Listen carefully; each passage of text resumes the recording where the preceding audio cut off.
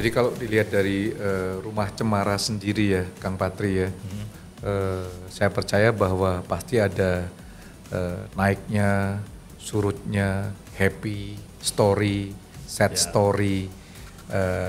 Izin kalau saya tanya personal daripada Kang Patri sendiri. Di balik ini semuanya kan pasti ada personal story lah ya, Kang Patri sampai akhirnya bisa, ya saya mau melibatkan diri saya. Bisa ceritakan sedikit nggak history, portfolio Kang Patri sendiri? Iya, kebetulan saya juga punya pengalaman gitu dalam ketergantungan narkoba, kemudian juga dalam pemulihan ketergantungan narkoba itu. Makanya kami itu berlima itu lima-limanya adalah pernah punya pengalaman kesana gitu. Bahkan ada yang HIV juga gitu. Nah, ya makanya dari pengalaman pribadi itu kayaknya ini kita harus berbagi gitu, berbagi pengetahuan, berbagi juga pengalaman gimana supaya bisa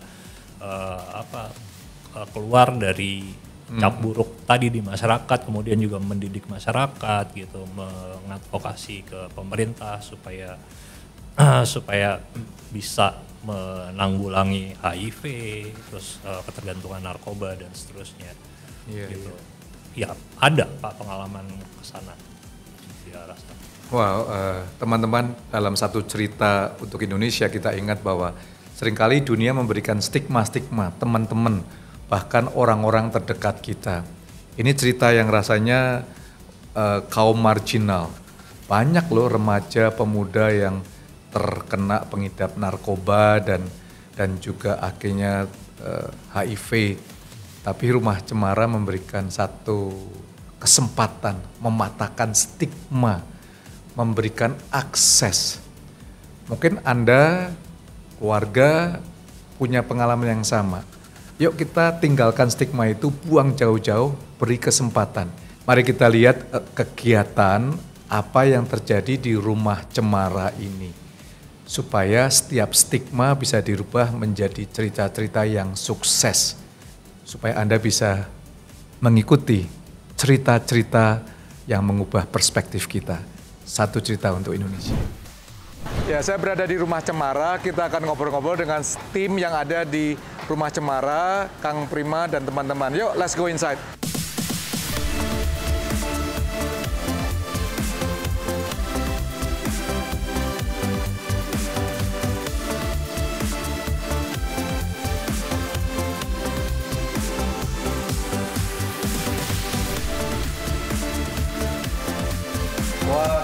Selamat datang Pak Jimmy, waalaikumsalam. Selamat datang di Rumah Cemara nih. Rumah Cemara. Iya. Indah sekali. Tadi kita habis ngobrol-ngobrol dengan Kang Pri semuanya. Gimana? Iya. Ada pembangunan ya di luar semuanya ya? Iya, jadi di depan ini memang sudah ada food court dari tahun 2009. Cuma sekarang lagi kita benahi supaya lebih rapi lah. Dibikin semi permanen. Jadi nanti ada kayak kios-kios tempat-tempatnya udah permanen. Jadi yang jualan bisa di situ dan lebih rapi, enak makan, orang makan juga lebih enak gitu. Terus di belakang kita lagi bikin food court juga. Di belakang food court juga. Iya, Jadi ceritanya Rumah Cemara sekarang lagi bikin unit bisnis lah. Jadi kegiatannya di sini apa aja Kang Prima ya? Kalau sekarang sih lebih ke apa ya? Advokasi gitu kebijakan ya. Kebijakan tentang HIV dan narkotika gitu. Jadi aktivitasnya lebih ke situ sih. Jadi berapa orang ya staff yang ada di Rumah Cemara? Sekarang staff itu ada 11.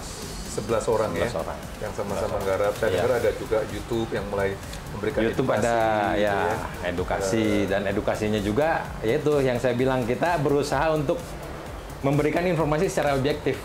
I see. Jadi narkoba itu seperti ini, ada manfaatnya, ada dampak buruknya, kita kasih tahu dua-duanya. Nggak cuma narkoba itu buruk tanpa ada klaim sepihak gitu. Jadi kita coba imbangin dengan apa sih manfaatnya. Baik itu ya macam-macam kan jenis narkoba kan. Kita coba sampaikan itu secara objektif seperti itu sih. Wah, ini rumahnya simple tapi impact-nya ini gede banget. Mudah-mudahan. Udah berapa tahun? Hampir 20 tahun lebih kan ya? 20 tahun lebih. Jadi pengalaman Kang Prima sendiri apa? Cerita yang sangat berkesan Kalau saya di sini itu dari tahun 2015. 2015. Juga 7 tahunan lah ya. 7 tahun. Sorry, 2017. 2017. 4 tahunan. 4 tahunan. Dan saya di sini masuk tuh sebagai staf IT. Staf IT. Jadi nggak ada hubungannya dengan HIV dan narkoba. Tapi di sini saya belajar bagaimana cara memanusiakan manusia. Oke. Itu. Gimana tuh Kang Prima? Mulai dari ke teman-teman konsumen narkoba, terus ke teman-teman orang dengan HIV/AIDS. Kalau orang dengan HIV/AIDS, saya sebelum masuk sini sedikitnya udah terpapar informasi tentang HIV/AIDS gitu. Okay. Ya. Baik cara penularan dan lain-lain. Jadi saya tidak terlalu nggak terlalu, kalau orang bilang kan HIV anti gitu ya. Kalau saya ngelihat teman-teman orang dengan HIV ya biasa aja seperti teman-teman yang lain gitu. Iya. Nggak ada resistensi. Cuma untuk teman-teman konsumen narkoba, informasi saya waktu itu masih sedikit, jadi masih bertanya-tanya dan masih ini juga ya, masih ada resistensi lah sedikit. Kemudian ada foto salah satu pendiri kami yang udah meninggal.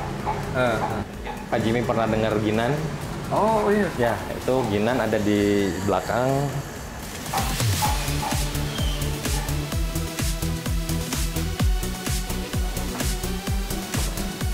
Ini. Wow.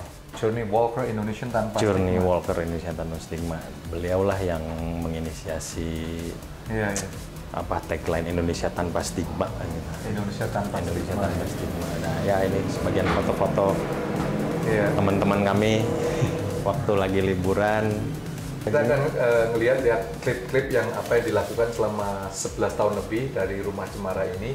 Yuk, let's watch the clip.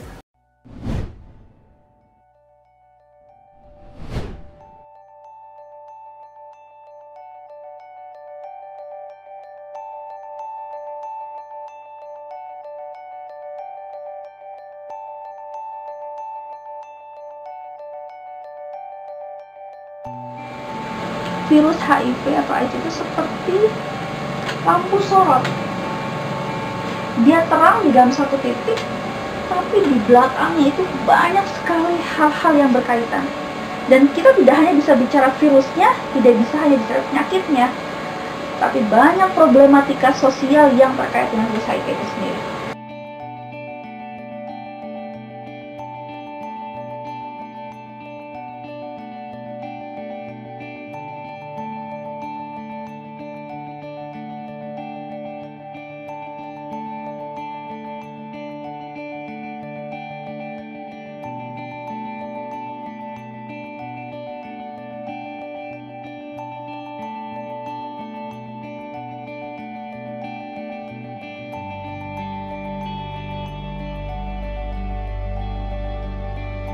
Pada tahun 2003 sebenarnya niatan kita adalah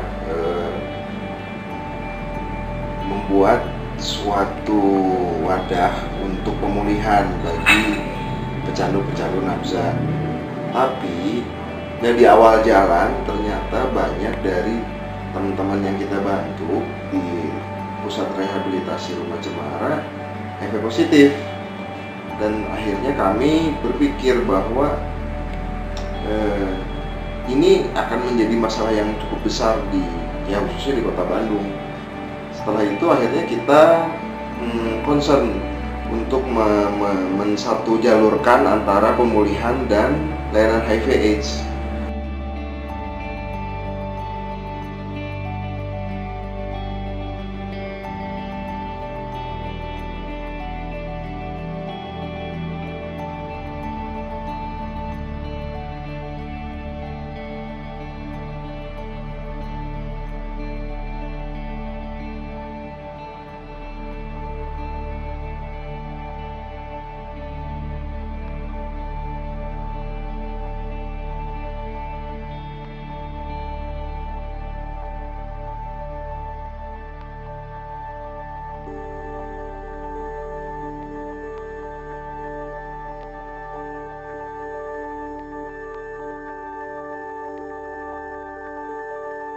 Nama saya Faisal. Nama gue Tessa. Dan saya HIV positif. Gue HIV positif.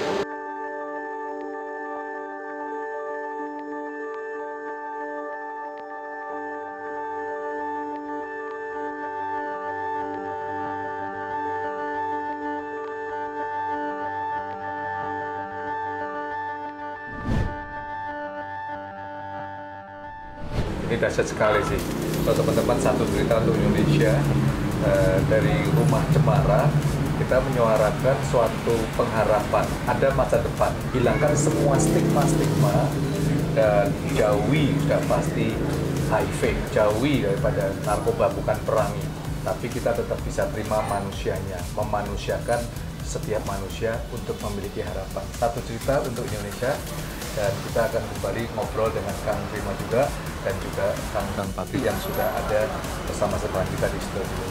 Wow, Kang Patri, rasanya seharian nggak cukup ya untuk kita lihat story demi story daripada Rumah Cemara yang saya pribadi merasa tersentuh. Mungkin ada semuanya yang bersama-sama nonton dalam program ini. Yuk kita ambil bagian. Anda bisa membangun Rumah Cemara, rumah harapan dimanapun Anda berada. Kang Patri, kalau lihat pengidap narkoba di Indonesia ini ya cukup besar, signifikan itu ya. Mungkin Kang Patri bisa memberikan tips-tips enggak bagaimana sih kita bisa terlepas atau menjauhi daripada kehidupan narkoba yang ada di Indonesia ini? Ya pertama memang seharusnya tidak mencoba ya gitu, tidak mencoba, tapi juga karena narkoba ini diedarkannya di jalanan gitu ya Pak, gitu. Karena dia dilarang kan. Gitu oleh pemerintah gitu, maka karena pemerintah tidak menyediakan itu, makanya dikuasai sama penjahat di jalanan. Itu memang sangat orang, anak-anak sekalipun gitu, kalau dia punya uang itu bisa mendapatkannya gitu. Makanya kami ini melakukan advokasi supaya agar negara yang menguasai zat-zat ini gitu, sehingga orang yang mengkonsumsinya itu jelas gitu ya, siapa, ketahuan gitu siapa orangnya, kemudian kebutuhan dosisnya berapa gitu, lalu dia terdaftar sesuai dengan peruntukannya gitu. Memang kalau untuk pengobatan ya untuk pengobatan gitu, jadi tidak liar seperti sekarang ini kan. Kenapa tingkat kekambuhannya itu tinggi, karena memang dia ya ada di jalanan gitu. Ada di jalanan gitu. Untuk tidak mencoba, maksudnya harusnya dikuasai pemerintah itu maksudnya apa? Ya itu seperti kayak morfin gitu ya. Oke. Morfin itu kan dikuasai sama sistem Government kesehatan, dijadikan sebagai obat. Sebagai obat sistem kesehatan masyarakat gitu. Jadi orang yang mengkonsumsinya itu terdaftar gitu siapa. Kalau sekarang kan nggak bebas gitu aja. Iya. Jadi harapan daripada Kang Patri, teman-teman sendiri bisa mungkin maksudnya untuk mengobati lah ya. Iya, ini kan kenapa kemudian orang melakukan bisnis narkoba itu kan sangat menguntungkan. Iya. Menguntungkan ya karena tidak disediakan negara itu tadi gitu. Iya. Kalau kayak misalnya morfin gitu, sekarang siapa sih yang mau menyediakan morfin dan harganya bisa bersaing dengan pemerintah, itu yang disediakan sama pemerintah gitu. Kayaknya enggak juga, kualitasnya juga belum tentu bisa mengejar itu. Iya. Jadi dampak buruknya memang lebih bisa terjaga gitu ya, ketika dia ada di tempat-tempat kesehatan, di klinik-klinik seperti itu. Ya memang untuk Indonesia memang masih level edukasi atau government regulasi yang berbeda ya. Saya sendiri saya pribadi nggak terlalu paham lah. Tapi kalau saya ngelihat di luar negeri sekarang itu, ambil contoh ganja sebagai salah satu sarana untuk pengobatan itu ya, sama seperti morfin. Ya kemarin saya ngelihat apa itu istilahnya kratom itu ya, yang menjadi perdebatan. Padahal itu bisa menjadi salah satu solusi ya, untuk meridus dan mengontrol. Sama kan seperti saat ini COVID gitu ya, kalau diidentify, kalau enggak akan menyebar kemana-mana ya. Kang Patri punya pendapat atau punya pandangannya bagaimana? Iya, kratomnya bisa soal kratom ya. Kratom itu kan udah dimanfaatkan di Indonesia sama masyarakat di Kalimantan, di Sumatera itu udah berabad-abad gitu ya. Sudah berabad-abad gitu, dan mereka biasa-biasa saja gitu. Nilai ekonominya pun tidak begitu mahal gitu. Kalau dibisnisin dia juga, karena yang membudidayakan itu bisa siapa saja gitu. Seperti gini deh, tanaman dulu kan yang terkenal tuh gelombang cinta ya. Gitu ya. Itu kan dulu harganya mahal gitu, tapi sekarang ketika udah banyak yang nanam itu harganya udah jatuh gitu. Nah kan ada wacana untuk menjadikan kratom ini sebagai narkotika golongan 1, narkotika yang nggak boleh dikonsumsi untuk pengobatan, yang tidak boleh dipakai untuk pengobatan. Itu nasibnya akan sama seperti ganja sekarang di Indonesia gitu. Budidayanya diberantas gitu ya, kemudian karena budidayanya diberantas, harganya ini kan jadi semakin tinggi gitu ya. Karena jadi permintaannya tetap jadi ada. Jadi kratom sendiri menurut Kang Patris harusnya jangan diberantas karena itu menjadi salah satu sarana pengobatan. Iya, jangan diberantas. Kalau mau diatur gitu. Diatur ya. Regulasi, diatur. Ya, mungkin Anda punya pandangan yang berbeda dengan Kang Patri. Tuliskan komen Anda di YouTube juga boleh. Nanti kita olah terus supaya ini bisa menolong 3,5 juta per tahun itu cukup lumayan karena besar. Karena di Rumah Cemara sendiri itu yang kayak akibat narkoba itu nggak cuma tadi sudah kita udah ngobrolin ya soal tertular HIV, tapi yang di penjara gitu ya, yang di penjara kemudian tidak hanya di penjara tapi dia juga diperas gitu untuk untuk kasus pidananya itu gitu. Sementara penjara-penjara kita itu sudah kelebihan kapasitas, kelebihan penghuni di penjara itu hampir 100% kelebihan penghuninya gitu. Dan kebanyakan itu yang masuk ke lembaga pemasyarakatan kasus-kasus narkoba gitu, pengguna narkoba itu kebanyakan di situ, makanya lapas-lapas kita kelebihan populasi gitu. Jadi intinya Kang Patri ya, menurut pengalaman Anda sendiri, why people take narkoba, kenapa orang sampai terlibat narkoba? Itu ada beberapa. Sudah pasti pergaulan mungkin ya, pergaulan dan juga kan yang bikin berbahaya karena dilarangnya itu Pak.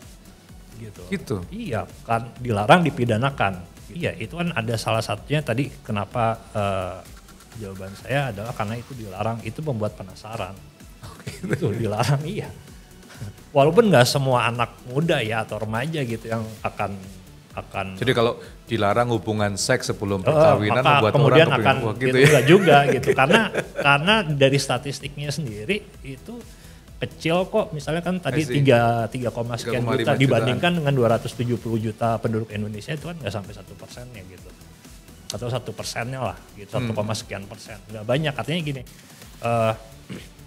anak remaja kita itu lebih banyak kok yang nggak pakai narkoba daripada yang pakai narkoba gitu. Ada faktor-faktor lain nggak selain dilarang? Pengalaman dari Kang Patri. Ya dilarang itu menjadi semakin berbahaya kan. Itu udah pasti. Faktor lain ya ya ketidaktahuan ya. Ketidaktahuan. Iya. Akhirnya dikasih tahu temennya, suruh coba nih, peer pressure, lalu nyoba. Tapi apapun juga yang sudah mereka alami, yang di belakang udah namanya nasi jadi bubur, nothing we can do. Tapi saya bangga sekali Rumah Cemara ini memberikan harapan yang sangat luar biasa dari stigma-stigma yang rasanya udahlah, yuk orang buangan, Rumah Cemara bisa menghidupkan ya akan semua mimpi-mimpi yang mati menjadi mimpi yang penuh harapan ya. Kang Patri, ini rasanya waktunya berjalan dan saya senang sekali ngobrol-ngobrol. Lain kali saya ingin ajak untuk teman-teman yang lain mampir di Rumah Cemara ya. Tapi saya lihat tadi sudah nggak ada anak-anak yang dibina lagi. Saya lihat ya, sudah tidak ada itu dan berubah haluan. Kenapa? Dulu tempat pembinaan anak-anak, sekarang kelihatannya banyak melakukan training-training advokasi dan sebagainya. Apa yang membuat ini semua mengalami perubahan? Ya itu tadinya kan memang tempat-tempat tanda kutip binaan itu ya, atau panti-panti rehabilitasi itu sangat kurang gitu di Indonesia. Makanya kami itu salah satu yang menginisiasi tempat-tempat rehabilitasi seperti itu. Gitu. Sekarang sudah mulai banyak yang melakukan itu, termasuk juga pemerintah, dan itu yang kita harapkan gitu, supaya pemerintah yang bertanggung jawab gitu untuk melakukan rehabilitasi baik medis maupun sosial kepada orang-orang yang ketergantungan narkoba gitu. Iya. Jadi sekarang banyak melakukan konsultasi. Jadi kayak advokasi gitu, anggaran untuk penanggulangan HIV, penanggulangan narkoba di daerah-daerah. Gitu, lebih banyak ke sana, ke pelatihan-pelatihan di tempat-tempat lain ya gitu. Kalau tadi Bapak punya harapan supaya di provinsi lain ada rumah cemara gitu yang kita sedang upayakan, tapi namanya bukan rumah cemara gitu, tapi organisasi yang sudah ada gitu ya. Yang kira-kira. Setuju. Jadi Kang Patri, ada satu nggak yang berkesan selama hampir 20 sekian tahun ini membina rumah cemara? Ada satu cerita yang menjadi berkesan buat Kang Patri sendiri? Ada nggak? Ada nggak ya? Bisa ceritakan? Iya, ya itu kami juga sebenarnya nggak nyangka ya Pak ya, bisa sampai hampir 20 tahun ini gitu, karena memang yang berkesan itu ya waktu itu ada tempat-tempat rehabilitasi narkoba, tapi belum ada rasanya orang yang secara terbuka gitu bilang bahwa saya mengidap HIV gitu. Gitu. Itu yang kemudian kenapa rumah cemara mendapat sorotan dari banyak pihak gitu ya, dari media, dan akhirnya ya gitu jadi terkenal dari mulut ke mulut gitu di seluruh Indonesia gitu, dan menjadi apa ya, rujukan atau model gitu bagaimana komunitas itu bisa menanggulangi persoalannya sendiri gitu ya, menghapus stigma tadi, kemudian juga bangkit gitu dan lebih produktif lagi. Itu sih yang berkesannya. Wah, Kang Patri, terima kasih sekali nih, cerita-cerita yang sangat inspiratif sekali, walaupun kelihatannya cuma 1%, cuma sedikit, tapi bagi saya 3,5 juta itu ya nyawa manusia ya.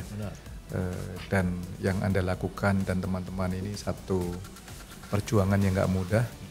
Jadi doa saya salut, sukses selalu Kang Patri, untuk Ibu dan juga anak-anak yang boleh mendukung terus Kang Patri semuanya.